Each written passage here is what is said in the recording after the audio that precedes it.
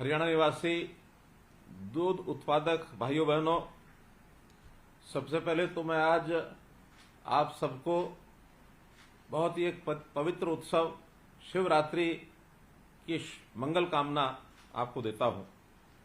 और वैसे भी हम सब दूध उत्पादक हैं और हम समय समय पर इस दूध के बहुत उपयोग करते हैं, लेकिन धार्मिक होने के नाते से हमको ये भी पता है कि इस दिन शिवलिंग पर भी दूध अर्पित किया जाता है और दूध अर्पित करने वाले हमेशा अपने पशुओं के प्रति मंगल कामना करते हैं कि वो दूधाधारी पशु हमारे सुरक्षित रहें।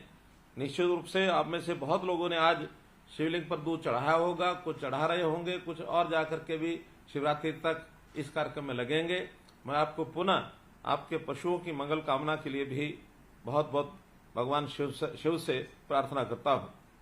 मैं समझता हूं कि जैसे कहावत है, देशा में देश हरियाणा जित दूध दही का खाना।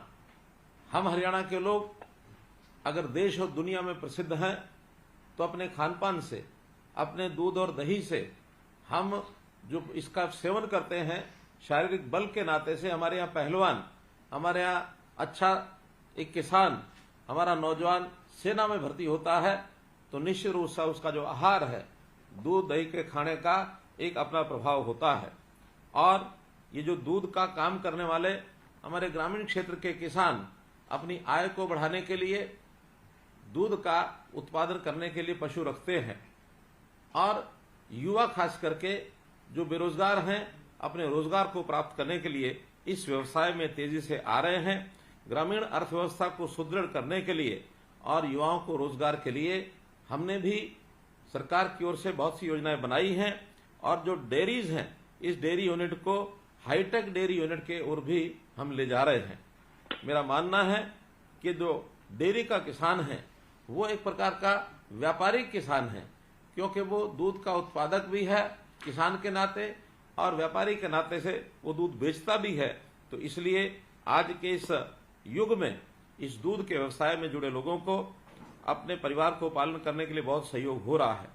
जैसा हमारा किसान है, संयोग से भूमि जोत ये छोटी होती जा रही है, और जब जोत छोटी होगी तो वैकल्पिक साधन इसकी भी आवश्यकता है। तो उसको तलाशने के लिए अतिरिक्त व्यवसाय के रूप में ये जो दूध उत्पादन का व्यवसाय, ये हमारे किसानों के लिए, ग्रामीण क्षेत्र के युवाओं के लिए, और खास करके जैसा मैंने बताया हाईटेक और मिनी डेयरी, इसका जो उपयोग होगा इससे रोजगार के अवसर उसके बढ़ेंगे। इस योजना के अंतर्गत हम 10 दुधारू पशुओं तक की मिनी डेयरी खोलने के लिए पशु की लागत का 25% सब्सिडी दी जाती है। अनुसूचित जाति के लोगों को रोजगार उपलब्ध कराने के लिए 2 या 3 पशुओं की डेयरी खोलने पर 50% तक भी हम उनको और एक प्रकार से सब्सिडी देते हैं। इसके अलावा 20 या इससे अधिक दुधारू पशुओं की हाईटेक डेयरी स्थापित करने के लिए ब्याज में छूट दी जाती है। वर्तमान सरकार के कार्यकाल में हमने अभी तक 13,244 डेयरियां ये स्थापित कराई हैं। जैसा हम जानते हैं कि डेयरी उद्योग खोलने के लिए जो मुख्य रूप से जिन बातों की आवश्यकता होती है उसमें उच्च कोटि के नस्ल इसके जो पशु हैं इनकी आवश्यकता रहती है। दूध यानी डेयरी इकाई स्थापित करने के लिए हमको पूंजी की भी आवश्यकता होती है। दूध की खरीद और प्रोसेसिंग की व्यवस्था समुचित हो इसकी आवश्यकता रहती है। पशु बीमार हो उसके इलाज के लिए पशु चिकित्सा की सुविधाएं और अनुसंधान ये भी आवश्यकता होती है। और इन सबसे ऊपर कभी अकस्मात कोई दुर्घटना हो जाए, हमारा पशु मानो कहीं हानि हो जाए, तो उस हानि की पूर्ति के लिए बीमा योजना इसकी भी आवश्यकता होती है। हरियाणा की डेयरी इकाइयों की सफलता के लिए हमने इन सब बातों की सुविधाएं ये उपलब्ध कराई हैं। मित्रों, हमारे यहाँ भैंसों के नाते से जैसा हम देखते हैं उसकी नस्ल, मुर्रा नस्ल की जो भैंस है वो सामान्यतः अच्छी मात्रा में पाली जाती है, दूध भी अच्छा देती है, ये बहुत प्रसिद्ध है। हरियाणा नस्ल की गाय की अपनी अलग पहचान है। इसके अलावा राठी, साहिवाल और गिर गाय को भी हरियाणा में पाला जाता है। हमारी देसी नस्ल के पशुधन की खासियत है कि कई प्रतिकूल परिस्थितियों में ही ये उनका सामना कर लेती है और सुरक्षित रहती है।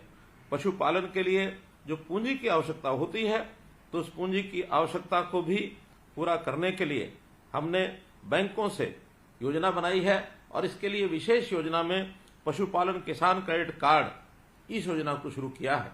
और इस पशुपालन क्रेडिट कार्ड के अंतर्गत गाय, भैंस, भेड़, बकरी और सूअर पालन के लिए हम उनका यानी पशुपालन किसान क्रेडिट कार्ड का उपयोग करते हैं।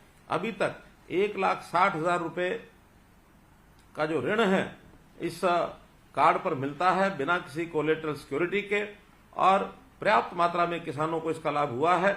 1,54,000 पशुधन किसान क्रेडिट कार्ड बैंकों द्वारा स्वीकृत किए गए हैं और इसके लिए लगातार इस काम को आगे बढ़ाने के लिए भी हम सबसे अपील करते हैं, बैंकों से ऋण की सुविधा मिले इसकी भी बातचीत हम करते हैं ताकि किसी को ऋण लेने में कोई दिक्कत ना आए। मित्रों, भाइयों बहनों, हम जानते हैं कि इसकी हमारे दूध के उत्पादों की बिक्री के लिए यानी एक प्रकार से सहकारी आंदोलन, इसकी भी बहुत बड़ी भूमिका है। अपने यहाँ जैसे वीटा का उदाहरण हम लेते हैं तो वीटा इसके प्रोडक्ट सहकारी आंदोलन में से ही निकल करके आगे बढ़े हैं। अगर हम बड़ा उदाहरण लेते हैं तो अमूल जैसा एक जो ब्रांड है ये देश और दुनिया में कितना तेज गति से फैला है, तो इस अमूल के ब्रांड का उदाहरण भी हमारे सामने है। ये भी एक सफल प्रयोग है। हरियाणा सहकारी विभाग ने एक योजना बनाई है सांझी डेयरी। सांझी डेयरी का अर्थ है कि बहुत से ऐसे पशुपालन का व्यवसाय करना चाहते हैं लेकिन घर में उनके पास जगह नहीं होती है पशु बांधने की, तो ऐसे गांव-गांव में हम इस प्रकार के जैसे गुजरात में पशु हॉस्टल बनाए गए हैं, ऐसे हम सांझा डेयरी का प्रयोग करेंगे ताकि किसान एक ही स्थान पर, जो हमारे पशुपालक हैं, एक ही स्थान पर जो कॉमन जगह होगी सरकार द्वारा उपलब्ध कराई जाएगी, उसमें कोऑपरेटिव तरीके से उसका उपयोग करेंगे और अपना व्यवसाय जो है चला पाएंगे। हमारी सहकारी दूध समितियां, इनका भी जाल बिछा है, जो गांव-गांव में जाकर के दूध खरीद करते हैं। 3300 के लगभग सहकारी दूध समितियां प्रदेश में हैं जो दूध की प्रोसेसिंग के लिए 6 मिल्क प्लांट के लिए दूध प्रोसेसिंग की क्षमता जिसकी 9 लाख लीटर है, इतना दूध प्राप्त करते हैं। हम लोगों ने जो दूध उत्पादक हैं उनके देखा है कि उनके लिए बाजार, बहुत बड़ा बाजार, दिल्ली का बाजार भी उपलब्ध है। हजारों की संख्या में प्रतिदिन लोग जो हैं दूध लेकर दिल्ली की मार्केट में जाते हैं और वहां बेच करके आते हैं। ये दूध उत्पादन अधिक कैसे बढ़े, इसके लिए हमने विशेष प्रोत्साहन योजना बनाई है। सहकारी दुग्ध समितियों का जो दूध उत्पादक हैं उनको 5 रुपया प्रति लीटर ये प्रोत्साहन राशि भी दी जाती है और इसका बहुत लाभ हमारे दुग्ध उत्पादकों को होता है। दुग्ध उत्पादक के परिवारों की खुशहाली, इसका भी ध्यान रखते हैं। उनके बच्चों के लिए शिक्षा के अंदर जो 8वीं, 10वीं और 12वीं कक्षा में पढ़ते हैं और अच्छे अंक प्राप्त करते हैं, उनको मासिक छात्रवृत्ति 10वीं के बालकों के लिए 2100 रुपया और 12वीं के बालकों के लिए 5100 रुपये की छात्रवृत्ति ये दी जाती है। इस योजना के अंतर्गत 5140 दुग्ध उत्पादकों के बच्चों को 1,86,00,000 रुपए की छात्रवृत्ति ये अभी तक दी जा चुकी है। हम सब ये भी जानते हैं कि दूधारू पशु, इसकी जो कीमत है ये बहुत अधिक होती है, लेकिन अकस्मात किसी दुर्घटना के कारण से यदि किसी पशु की मृत्यु हो जाए तो उसका नुकसान होता है। इस नुकसान की भरपाई के लिए भी पंडित दीनदयाल उपाध्याय सामूहिक पशुधन बीमा योजना ये हमने शुरू की है। कोई भी पशुपालक अपने पशु का दुग्ध उत्पादन क्षमता अनुसार 100 से 300 रुपया और छोटे पशु का 25 रुपया प्रीमियम देकर बीमा करवा सकता है। अनुसूचित जाति के पशुपालकों के लिए ये बीमा की राशि, जो उसके लिए शुल्क की राशि ये 0 है, अर्थात बीमा मुफ्त में कराया जाता है। अभी तक 8,52,000 ऐसे पशुओं का बीमा ये किया गया है। मेरा आपसे अनुरोध है कि आप भी सब जो भी पशु खरीदते हैं उस पशु का बीमा अवश्य कराएं। इसी प्रकार से जो हमारे सहकारी दुग्ध समितियों के पशु, जो हमारे दुग्ध उत्पादक बंधु हैं, अगर किसी दुर्घटना में मानो उनका नुकसान कोई हो जाए, मृत्यु हो जाए, तो उसके लिए भी हम 5 लाख रुपया एक बीमा राशि उसको मिलती थी, अब उसको बढ़ा करके हमने 10 लाख रुपया कर दिया है। इस योजना के अंतर्गत भी बहुत लोगों को लाभ मिला है। लगभग 3 करोड़ 10 लाख रुपए का लाभ ये दिया जा चुका है। मित्रों, हम तो यही कहेंगे कि पशु जो है, हमारा जो दूध देता है, ये हमारे लिए एक हमारा परिवार का जैसे एक सदस्य होता है, उस प्रकार से हम अपने पशु को रखते हैं, उसकी देखभाल करते हैं। विदेशों में भले ही दूध क्रांति में दूध बहुत ज्यादा हो जाता है, लेकिन वहां पशु को एक दूध देने वाली मशीन से ज्यादा कुछ नहीं समझा जाता। लेकिन हमारे यहाँ पशु एक जीव जिसका हम अपने परिवार का उसको साथी मानते हैं, परिवार का सदस्य मानते हैं, उसकी पूजा भी करते हैं। जैसा हमारे यहाँ मान्यता है, गाय की पूजा करते हैं, गाय को मां मानते हैं। तो इस प्रकार से पशु के साथ हमारा जो व्यवहार जिस प्रकार का हम रखते हैं, निश्चित रूप से इस पशुपालन के जो हमारा व्यवसाय है, इसमें हम जहां दूध प्राप्त करेंगे वहीं अपने पशुओं की देखभाल ये करना भी बहुत जरूरी है। क्योंकि पशु इसलिए भी हम परिवार का अंग मानते हैं कि हमारे जैसा देखा जाए परिवार में छोटे से लेकर बड़ा तक व्यक्ति यानी मनुष्य ही है जो बचपन से लेकर के और जीवन पर्यंत दूध का उत्पादन करता है। वरना कोई भी अन्य जीव केवल बचपन में तो जो दूध पीते हैं, लेकिन बचपन के बाद दूध पीना वो छोड़ देते हैं। जबकि मनुष्य बचपन से लेके और वृद्धावस्था तक जीवन पर्यंत दूध का उपयोग करता है। तो जहां दूध कितनी ही हमारी महत्वपूर्ण एक व्यवस्था है, एक हमारी आवश्यकता है, इसको पूरा करने के लिए हमको छोटी छोटी बड़ी बड़ी सब इकाइयां इसका यानी स्थापना करनी चाहिए और इसको आगे बढ़ावा देना चाहिए। सरकार बढ़ावा देने के लिए बहुत से कार्यक्रम करते हैं। दूध उत्पादकों की कंपटीशन, उनकी प्रतियोगिता बढ़े, ज्यादा दूध उत्पाद यानी पशु दूध वाले उनके यहाँ पर आए, तो उसके लिए हम बहुत से मेले लगाते हैं, बहुत सी प्रतियोगिताएं करते हैं, इनाम भी देते हैं। तो इसका अर्थ यही है कि हम सब लोग व्यवसाय के नाते, खास करके किसान जो है वो अपने व्यवसाय के साथ साथ दूध के व्यवसाय को अच्छा यानी उसको उपयोग करें, और उससे दूध अगर बढ़ेगा तो हमारे गरीब परिवारों की आय भी बढ़ेगी और हम लोग अपने इस दूध की आवश्यकता को पूरे समाज के लिए पर्याप्त रूप से एक प्रकार से और उसका उपयोग कर सकेंगे, उसका प्रबंध कर सकेंगे।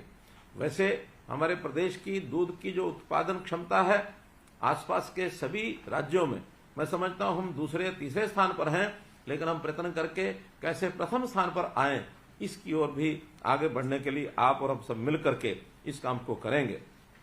मित्रों, हमने छोटी जो डेयरी है और खास करके देसी नस्ल, इसको बढ़ाने के लिए गौ संवर्धन की दृष्टि से भी 3 से 5 गांव की डेयरी लगाने वाले पशुपालकों को 50% का अनुदान अलग से देने की नई योजना भी बनाई है।